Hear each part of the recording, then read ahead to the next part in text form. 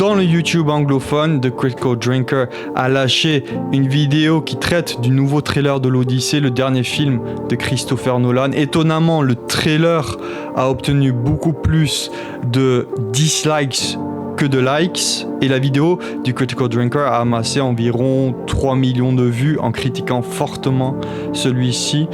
Au début, je me suis demandé pourquoi. J'ai regardé le trailer, ça a fait monter en moi l'envie de voir un film épique, surtout fait par Christopher Nolan, Matt Damon en tant que protagoniste, mais assez rapidement, j'ai compris. La miniature d'Elliot Page présageait quelque peu le contenu qu'allait s'en suivre, et je n'ai pas eu tort, c'était une critique envers le trailer aux égards de tout ce qui est idéologie de genre, un casting ethnique malvenu, un manque de cohérence visuelle, etc. Puis la vidéo insiste sur le fait que malgré le fait que ce soit un film de Christopher Nolan qui figure parmi les derniers réalisateurs stars, il a un mauvais pressentiment qui doute que l'Odyssée atteigne le niveau d'Oppenheimer ou qui devienne le chef-d'œuvre que beaucoup espèrent. C'est beaucoup à tirer d'un trailer, mais c'est fun de spéculer, alors je vais me prêter à l'exercice, moi aussi, parce que j'ai eu quelques pensées en écoutant sa vidéo. Parce que The Critical Drinker s'inquiète du fait que le film risque de ne pas capturer l'esprit de l'œuvre originale. En écoutant ces critiques, je me suis rendu compte qu'elle posait une question plus générale. Qu'est-ce qu'on attend vraiment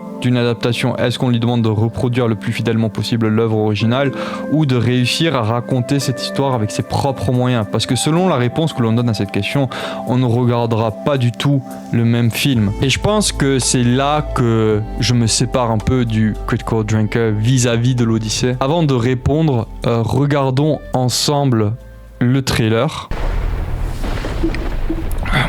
C'est une copie. Ulysse.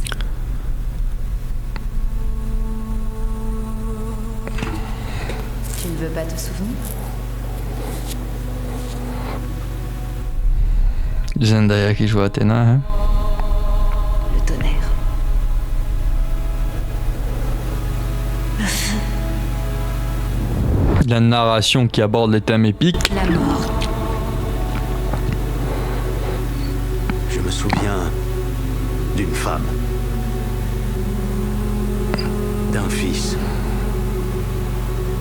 d'un foyer. J'adore cette image. Puis le tonnerre qui gronde dans les lettres. C'est cool ça aussi. Le royaume d'Ithaque attend d'avoir un roi. Mon père va rentrer à la maison. Tu pleurniches après un papa que t'as même pas connu. Voilà le dialogue moderne. Morveux de bâtard. Le roi d'Ithaque revient bientôt. Pour accomplir sa vengeance.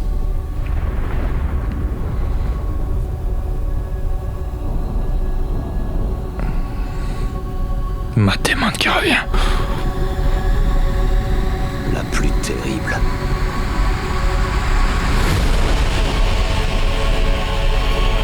Je peux monter sur le trône. Ils ne céderont pas le pouvoir, ni à toi ni à Ulysse. Tu t'imagines que la vie reprendra son cours? Ce monde est mort. S'ils rentraient, ils devraient tous les tuer. Et tu le devras.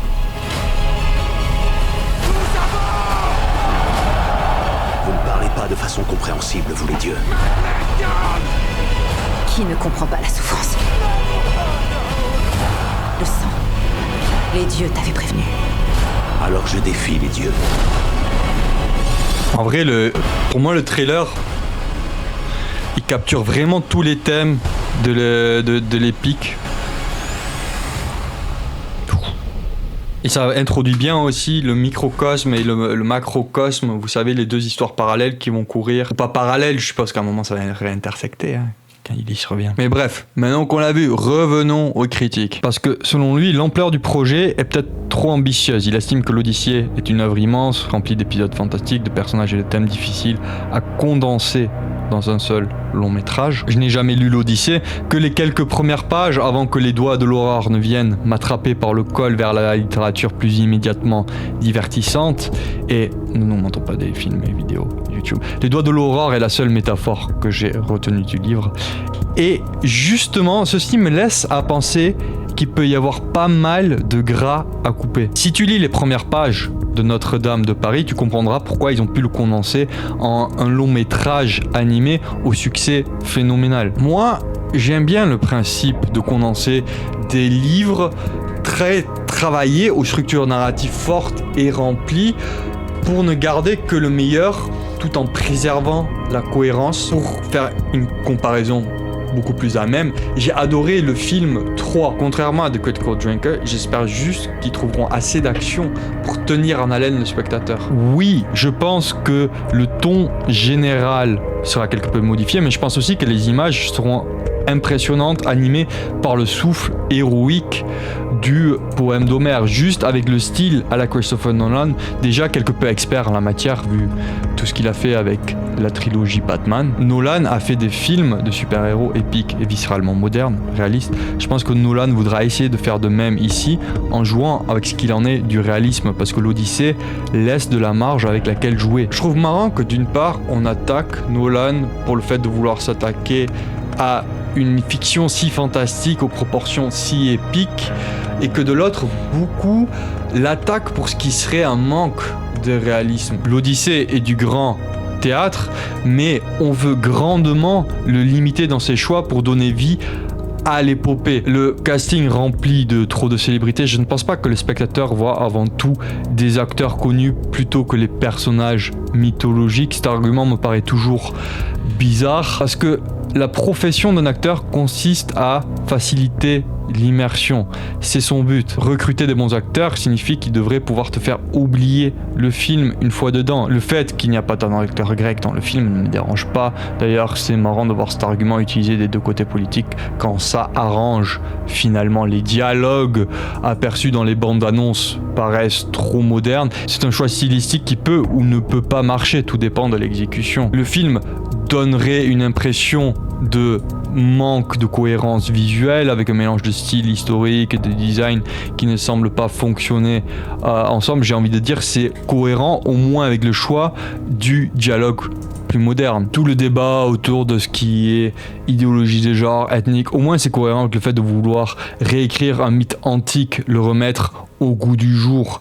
Il y a des adaptations de Shakespeare notamment qui considèrent tous ces aspects-là, où tu te dis si c'est pour réécrire comme ça, autant garder les mots d'un des plus grands écrivains de tous les temps. Mais il y a aussi des adaptations comme Roméo plus Juliette où tu te dis que c'était intéressant de revisiter visuellement l'histoire, de la relocaliser géographiquement. Et je pense que le plus important dans tout ça, c'est qu'il faut que ça fonctionne narrativement, au niveau du dialogue, au niveau visuel. Si l'on continue la comparaison à Shakespeare, A West Side Story a bien marché sur tous les plans en tant que réimagination, au moins largement inspirée de Roméo et Juliette. Personne ne tient rigueur au Roi Lion, basé sur l'histoire d'Hamlet, d'avoir transposé l'histoire en dessin animé. Même au niveau de la structure narrative, il y a la place de jouer, tant que c'est bien fait. Une adaptation n'est pas une copie. Par exemple, reproche-t-on au Seigneur des Anneaux de ne pas contenir Tom Bombadil alors que c'est un personnage important du livre? Non.